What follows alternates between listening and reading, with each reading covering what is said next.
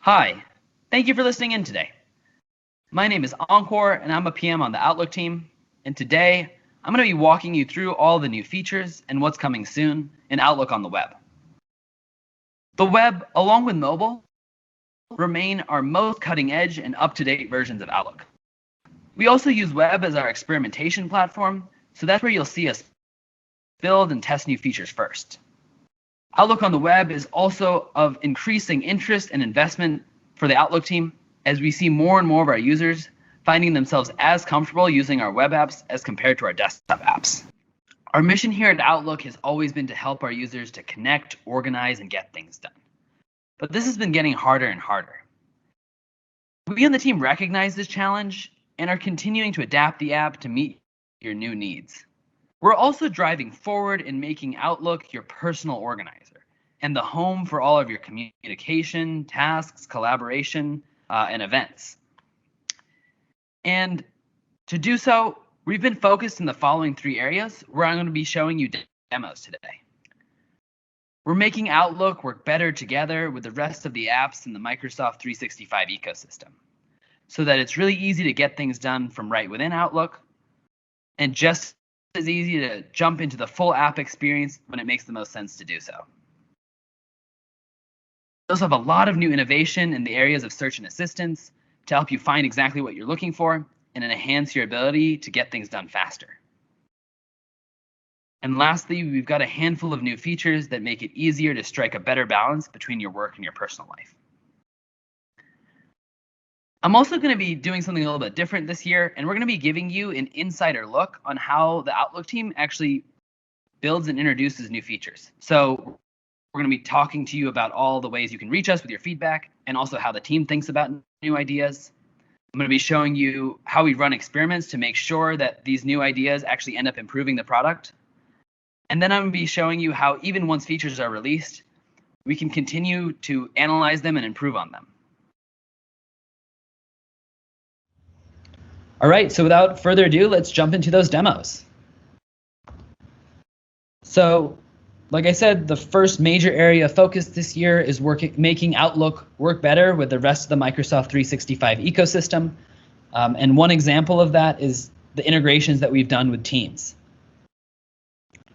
So we know that our users are jumping around between Teams chats and Teams meetings and email all day long. And we just want to make this as simple as possible. So first of all, we've listened to your feedback. And now you have the option when you create any new Outlook meeting to make it a Teams meeting by default. So as soon as I added Alex, you can see it became a Teams meeting. This is a setting that you can turn on, but also one that your tenant admin can turn on for your entire company if your company uses Teams. And it's been really handy during work from home. So the next thing that you might notice is this join button right on the calendar. So this shows up 15 minutes before your meeting starts and will stay there as long as the meeting's still ongoing. And yeah, just one click and I'm able to join that meeting. This is also something that you're going to see in Outlook, in Mail. So with the Up Next, if I click the Up Next about a meeting that's ongoing or upcoming, I can join right from here in the My Day panel.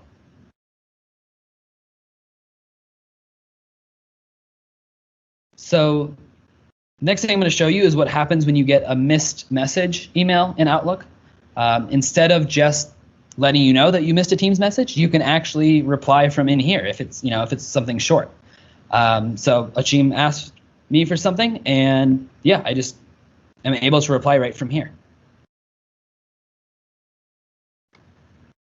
So the other thing I'm about to show you is what happens when you want to share something from Outlook to Teams. Enrico shared this budget with me, and I think the marketing team should see it. So I can hit the extra options in the corner and share to Teams. Just say marketing team in the input box, and it's shared. Very quick. And it works the other way too. So Ashim shared some tips on cameras, and I know Adele is also into photography. I know that she prefers her documents in Outlook, so I'm able to send it to her from here. So again, very quick. So the last thing I'm about to show you is the Meet Now button that we have in the corner now. So sometimes it's hard to track people down, or you just want to start a meeting with someone, hammer something out. No need to schedule it. Just hit meet now, call them, and you're good to go. Very quick. So all the integrations with Teams I just showed you are already in the product or going to be very soon. What I'm showing you now is still a couple of months out, but we're really excited to share with you the direction that we're going. And that is, we're going to be giving you the ability to respond to your Teams messages right within Outlook. So see at the top with the chat icon, I can see my number of missed messages. When I click on it, it opens a mini Teams window. I need to respond to Diego about something. It pops up at the bottom, and I'm able to start responding right away. And I have the full functionality of Teams here as well. So I can send attachments, GIFs, emojis, can react to messages. It all works. And as soon as I get this message off, I can jump right back into my email. Outlook now also works better with Yammer. Now when I get emails notifying me about updates to posts or the digest email telling me about things I've missed, these are completely interactive. I'm able to like Adele's comment right from within the email. I'm able to reply myself with the full functionality of Yammer, even add that Will Ferrell GIF that I love. And this is completely live as well. So if Adele were to reply to my comment and I came back to this email, I'd be able to see her comment right here as well. Outlook now works even better with Microsoft Office, and we've made it as easy as possible to collaborate effectively with others. So Adele mentioned me in this document, and I got the email telling me that, and I don't even have to open the document to be able to reply. I'm able to reply to her comment right from within the email. This is great when I don't have a ton of edits to make, and it saves me a lot of time, and I can get back to my other emails that are waiting. We now also make it easier to begin collaborating on email. So I've been working on this document, this PowerPoint actually, on my local machine, and now I'm ready to share it out. So with this new upload and share button, I'm able to grab that document and upload it directly to OneDrive. And I can actually change where I put it in OneDrive. So I've added it to our project site right now, so it's easier to find later. Now I'm going to be showing you how Outlook has gotten smarter and can assist you while writing emails. So last year, we showed you the suggested replies feature, which uses Outlook's machine learning to predict what you might respond to an email with. You can accept that suggestion, type a little bit more yourself, and get that email off in no time. And we've now brought this to even more types of ways to reply. See here, Achim suggested, let's meet Friday 10 a.m. And so now there's a schedule meeting suggestion. If I click on that suggested reply, it takes me into calendar, pulls in the important information, such as the time that Achim suggested. I can add another person and get that meeting scheduled. This works for documents as well. Katerina is requesting the specific product pricing document, and I click the suggested attach a file, and it's right there. So not only have we added these new types of suggested replies, but we've improved the quality as well. And this saves users a lot of time. In fact, we've estimated that since this feature has been released, we've saved our enterprise users a total of 250 years of time. And now we're ready to take that to the next level with text predictions.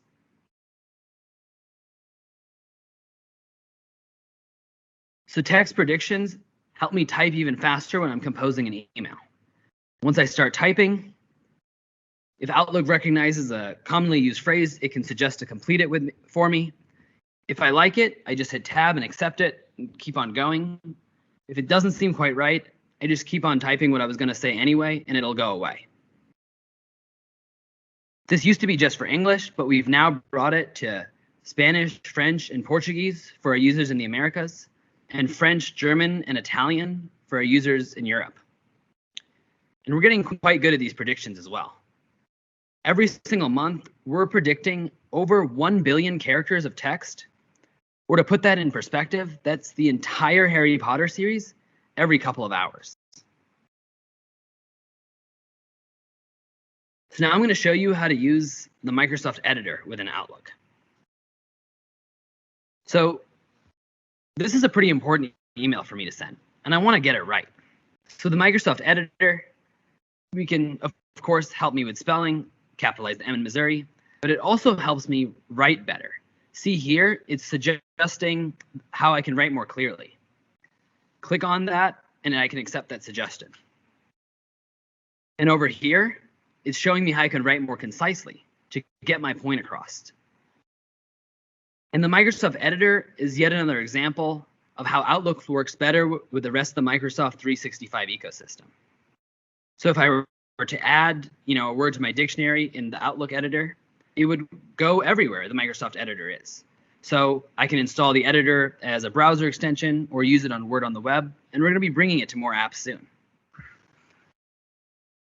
This brings me to our next area of innovation, which is search. With search, we're trying to assist our users in helping them find exactly what they were looking for as fast as possible. This starts with us proactively trying to figure out what you're looking for even before you start typing. These suggestions will range from people to previous searches to files, calendar events, and of course, email. Then as you start typing, we're trying to find what you're looking for, and we continue to refine these suggestions. In this case, it only took 3 characters for Outlook to figure out exactly what I was looking for, which is the dark mode setting. And yes, you can search your settings from here. When I click on this, it's going to take me into the settings page, and I can quickly change the setting from there. But we know some users are habitually just going to hit enter. So look here. Of course, we've already found Project Falcon Deck, which is what I'm searching for. But let's see what happens when I hit enter. So this is the new answers experience. And with answers, we're not just searching Outlook. We're searching all of Microsoft 365. So I don't have to remember whether or not I shared this file in Outlook or in Teams, or if I've even shared it with anyone yet. Search is just going to find it for me. And I don't even have to wade through the email results to find and take action on what I'm looking for. Answers extracts the most important information, which in this case is the file. So I can click on it and just get to work. Now let me show you how Answers works for meetings. I just type in my next meeting, but this works with the meeting organizer, its name, the title of the meeting, really just anything you can remember about it. And so you can see I can RSVP right from this Answers card. I'm also able to reply to all the people in that meeting. If the meeting has documents shared, those will be here as well. And if it's a Teams meeting, you'll be able to join right from here too. Answers also leverages the intelligence of your organization to help you do more. So here, I didn't know what the TLA acronym meant, so I just typed in define TLA into the search box, and I got the acronym answer card. These acronyms are something that your admins can define, or it's something that can be extracted from emails that have previously been sent to you. So if someone says something like temporary license agreement in parentheses TLA, then when you search define TLA, we'll be able to pull it up for you.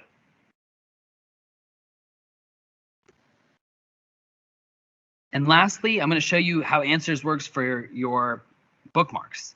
So your admin can bookmark certain sites. So in this case, I can never remember the website that I need to go to when I file expenses.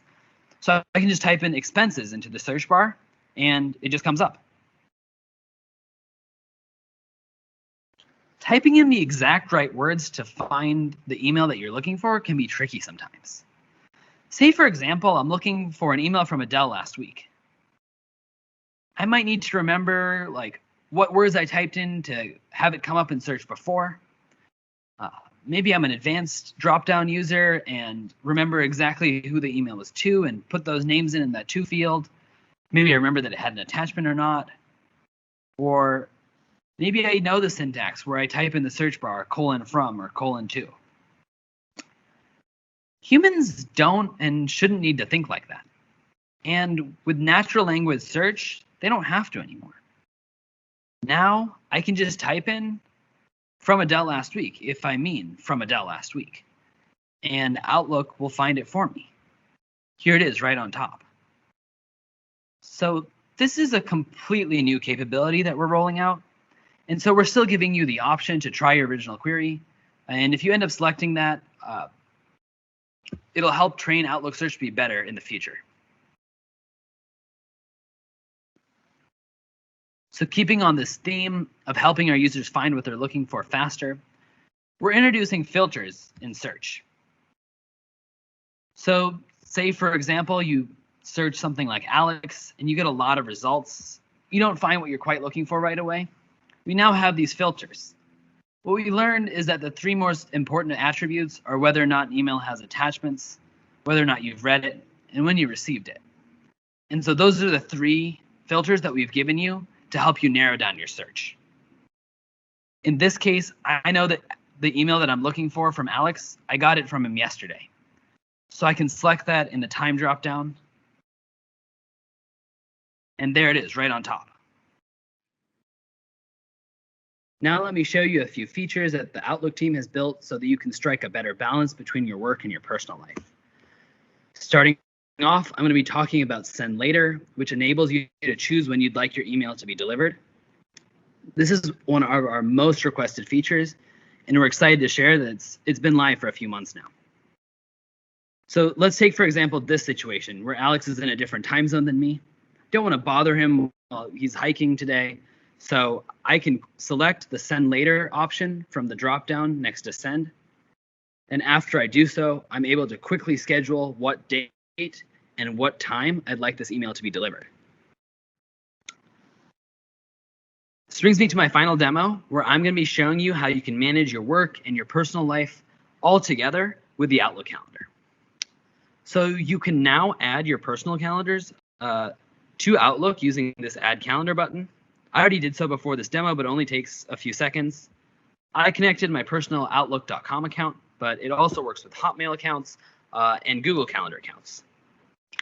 As you can see, I've chosen to include this in my work availability. And so what that does is if I have events booked on my personal calendar, it's going to show that time is blocked off if anyone tries to book a meeting with me. And of course, we're respecting users' privacy here.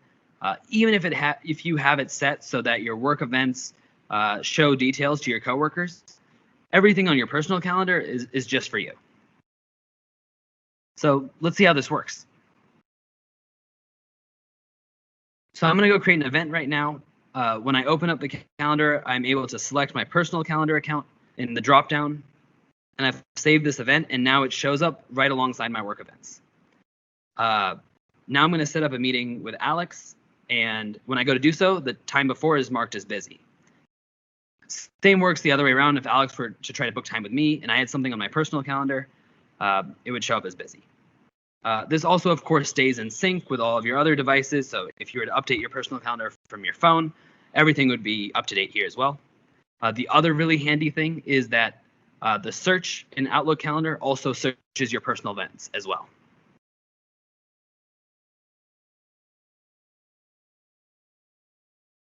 So unfortunately, we didn't have time to demo everything today, but there's still a handful of things that I wanted to call out that we've built in the last year or are coming soon. We've made Outlook on the web work better on iPads and other touch devices. We added the room finder and location suggestion experience when you're booking meetings. We completely redesigned the mailbox storage page to help you when you're running out of space. We added a multitude of improvement to categories. We now suggest focus time to book off on your calendar. We added the smart links to calendar as well. So just like when you paste links from OneDrive and SharePoint into your email and they shorten to just the document name, that works in calendar as well now. And then coming soon, we're going to be adding a link icon in the message list. So just like you've got the paperclip for attachments, the link is going to help you find emails that contain links to OneDrive and SharePoint documents. And we're also going to be giving you the ability to customize your command bar soon. So say you always delete, never archive, you can get rid of the actions that you don't use. And of course, there's so much more that I can't even list here.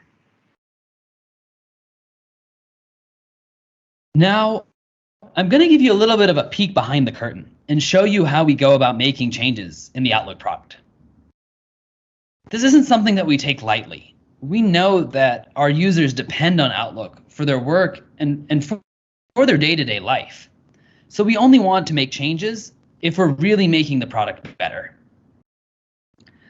So there's a few different ways that we can do this. First of all, we're all ears when it comes to feedback.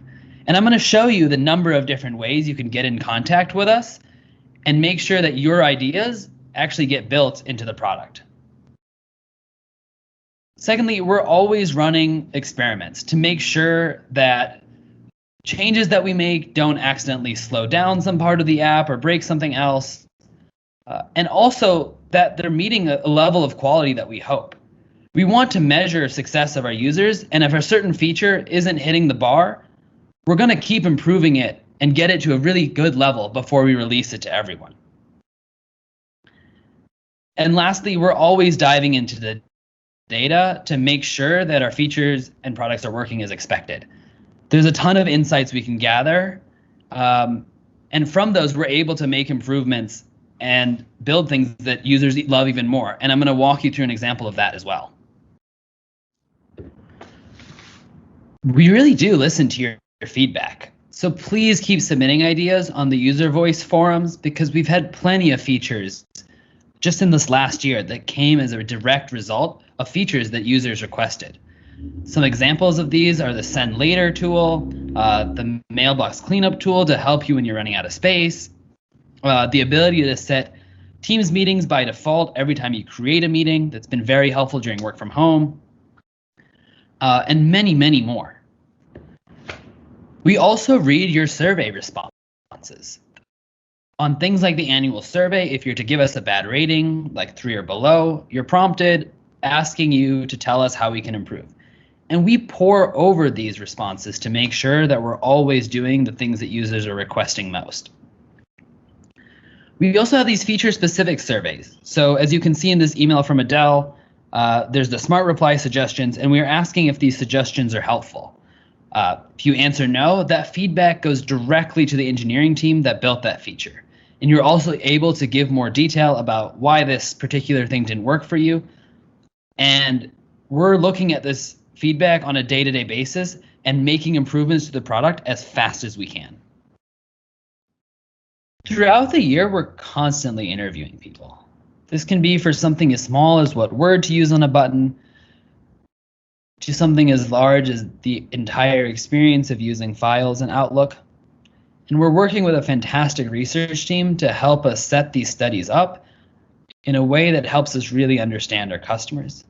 And once we get to the heart of the issues, we can build things that actually work for them. We also have a number of enterprise partners through the Compass Connect program, and we've done a few dozen visits with them in this last year. Some of them have become virtual now. And these have been invaluable in helping us bring the product forward. The Room Finder experience actually came as a direct result of one of these customer engagements, which is a feature that helps you book rooms for your meetings from right within Outlook. Remember at the beginning how I said the Outlook on the web was our experimentation platform? Well, I meant it. I checked right before I made this presentation, and we had over 100 experiments running at once. In a given year, we're probably making decisions on over 700 tiny changes and a handful of rather big ones. So now I'm going to walk you through a few examples of features that we tested and how we ended up making the decision of whether or not we wanted to bring that feature to everyone. So I'm actually going to start by talking about a feature that didn't end up working out. So on the Outlook team, if we're doing anything performance related, we're going to take any gains that we can get. But when it comes to making changes that users see, we're actually quite cautious. We don't want to move things around on our users unless we see real gains. Take, for example, the suggested attachments feature. Normally, when you go to attach a file, we're suggesting you 3 attachments using Outlook's intelligence that come from your OneDrive. For the purposes of the experiment, we up this number to 5. In the experimental group, we saw that Users were clicking these suggestions about 6.5% more of the time. But what we really cared about was the time it took to send that email off, and we didn't see any improvements there. So, we decided not to move forward with this. Contrast that with adding recent attachments to the set of 3 suggestions. So instead of just looking through your OneDrive or SharePoint, we were looking through also all the files that you recently received or sent in your inbox.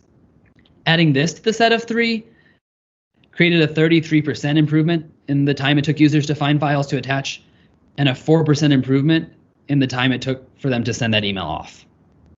We saw this as a real success, so we decided to move it into the product full time.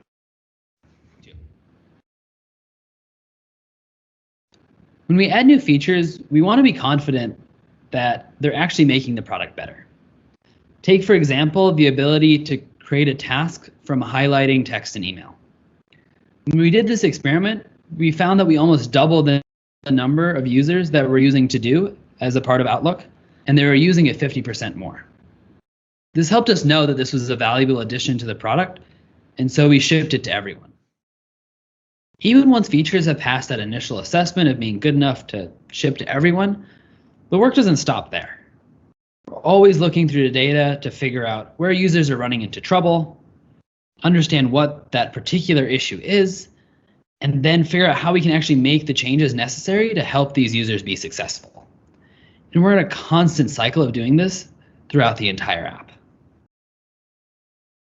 An example of a feature where we were actually able to improve it after analyzing its usage was the ability to connect a personal calendar that I showed you earlier. So what we noticed was that only about 1/3 of the people who started to connect that personal calendar ended up succeeding. So right away, we knew something was wrong. We dove into the data, and we found a few things that were our fault, and we quickly fixed those. But then we started to notice something interesting. About 1/3 of the users who didn't succeed were trying to connect another Office 365 account or an enterprise account. This wasn't something that we had accounted for when we were building this feature, but it's on our roadmap now. Another thing that we were noticing were users trying to connect Yahoo accounts and iCloud accounts, so connecting their iPhone calendar.